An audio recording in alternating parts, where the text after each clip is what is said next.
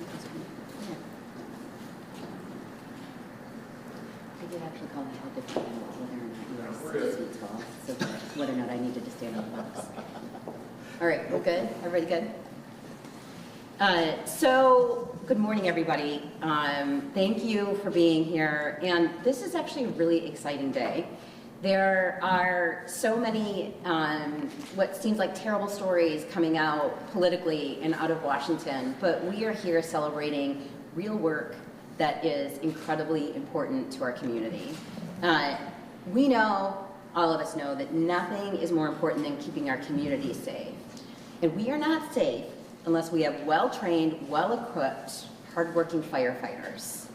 Luckily, the Bridgeport Fire Department is one of many stations we have across our region who answer the call and put their lives on the line when we need them most, whether it's falling through the ice, falling out of your deer blind, or a fire in the community.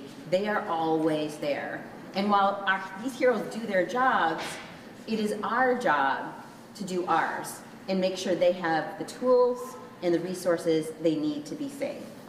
Chief, I'm amazed at the tour we just took as we see crumbling foundations and crumbling roads, crumbling drains and flooring, as we look at no adequate space for our firefighters to be able to even relax and have a good cup of coffee.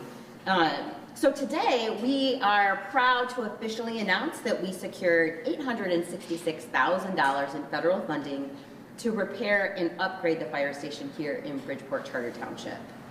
This project will make vital improvements to ensure the Bridgeport Fire Department is able to meet the demands of modern emergency response. These improvements include expanding the station to accommodate emergency response vehicles, fixing the structural issues within the building, like we saw in the crumbling flooring, and installing proper shower and decontamination facilities for our firefighters. In an emergency, sometimes seconds can be the difference between life and death, so cutting down response time is critical, and it's a critical part of this project.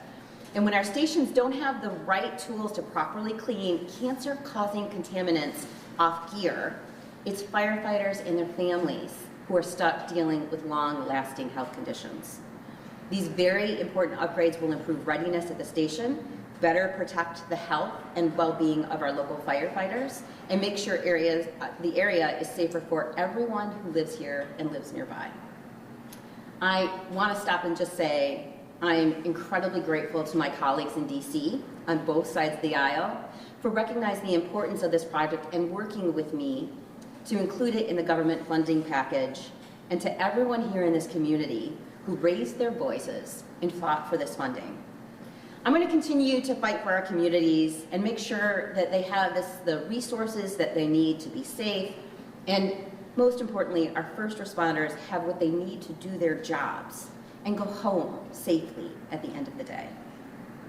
With that, I'd like to turn it over to Chief Dave Smeagol to tell you more about what this money will mean for the Bridgeport Fire Department. Chief?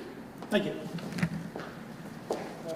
Congresswomen McDonald Rivet, we'd like to thank you for not only coming here today to see the station, but then to take this project and move it forward, to put it up for consideration for the fiscal year 26 budget, and then thus giving Bridgeport an opportunity to improve something that's been a long time coming. I've been a member of this fire department since 1997, and I can tell you that there's been efforts made to try to fix the station, improve the station since 2004 and beyond. We are currently at a point that we were looking to start raising funds to do some of the changes piecemeal as best as we could as monies became available. Once this funding is made aware to us and awarded to us, this now means that we can take a grander approach to this and do it predominantly all at once. And again, as what's been brought up already, this is going to make improvements to a decaying floor and infrastructure to the building. It's going to add proper showering and decon capabilities for our predominantly on-call fire department. And that's one thing I don't want to be lost, is that majority of the Bridgeport Fire Department are on-call members of our community, that come in when the alarm goes off at whatever time of the day or night it is. Being able to come in, do their job, get cleaned up before they even go back into their personal vehicle, back to their homes, is going to be a massive thing that we should have an ability to provide all of our firefighters and our community members. To open up this station to better respond with equipment that's not only important to our community, but several of our surrounding neighbors. We have capabilities of doing water rescue and ice rescue that conveys even to our surrounding neighbors, not just our town. We have a hazardous material response in the truck behind me, for example, that responds to this region. You know, so some of our people partake into that level of training even in the course of being on-call firefighters. So this funding is immense to our community, to our fire department. It will allow for them to continue doing this job for many years to come, and we are so happy to have that given to us. Thank you. Thank you very much. Thank you so much, Chief. I just want to close by noting, as the Chief was talking, there are words that he's using casually that are just so heroic, right? Talking about fire rescue, ice rescue, responding with decontamination. And these are the heroes that live next door to us. This is what makes our community so special, that people respond and turn out for one another. And being able to secure this funding is the least that we can do to honor what the men and women across our community who are doing this work do every single day. So thank you. Happy to take some questions.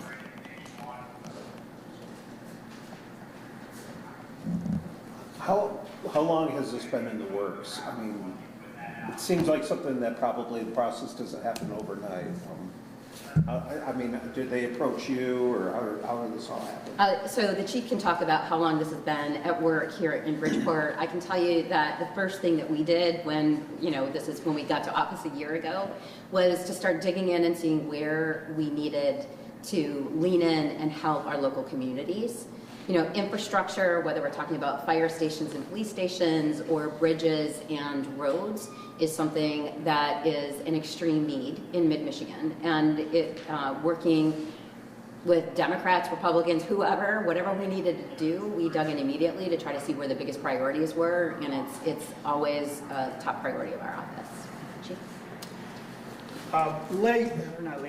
Early last year, our previous treasurer, our chief accountant, Ron Rochwitz behind you there, they got together and put together an application to Congresswoman's office for an earmark to be under consideration, in which she then said, yes, I support this project. So it was then a matter of moving it forward for consideration under the budget. We all know that took a little bit of a process to get that budget through ultimately, but it's been just over the past year that the earmark has been approached and then consequently awarded.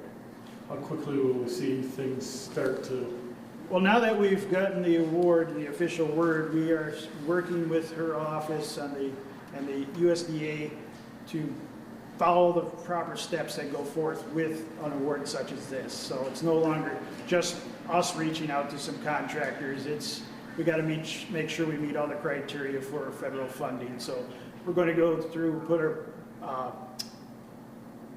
our proposals to the different contractors, and so I still feel and hope that we can see something happening here this calendar year as of yet. So that's the whole plan. As you know, the federal government isn't known for its rocket speed, but this is really important, and sometimes the process is hard, particularly for local municipalities. So our office works hand in hand, and we'll be right alongside the chief in making sure that we don't hit any snags. And it would be great if we could see shovels in the ground this year. That'd be fantastic. All right, y'all, thank you. All right.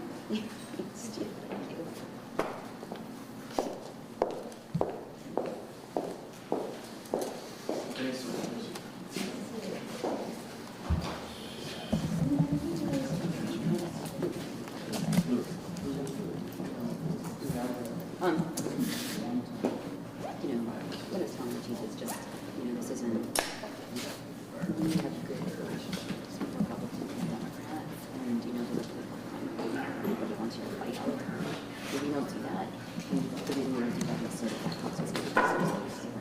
So, I can tell you that we're really full speed ahead on this. I've been working closely with the USDA that's administering it. And, the USDA is so tricky. No, but it's, fortunately, the guy that I'm working with, I worked with him on some of his others. Okay, good. So we're just about to go out for RFP for